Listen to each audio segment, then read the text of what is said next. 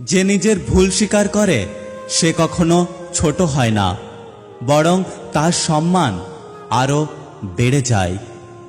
ভালোবাসা মানে শুধু দেহ বা রূপের আকর্ষণ নয়, ভালোবাসা মানে সম্মান, শ্রদ্ধা ও বিশ্বাস।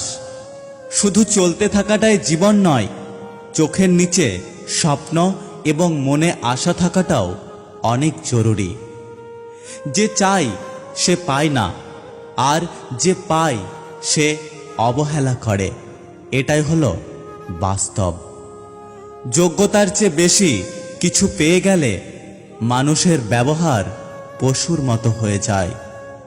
লিখতে গেলে যেমন বানান ভুল হবেই, তাই বলে কি তুমি লেখা ছেড়ে দাও?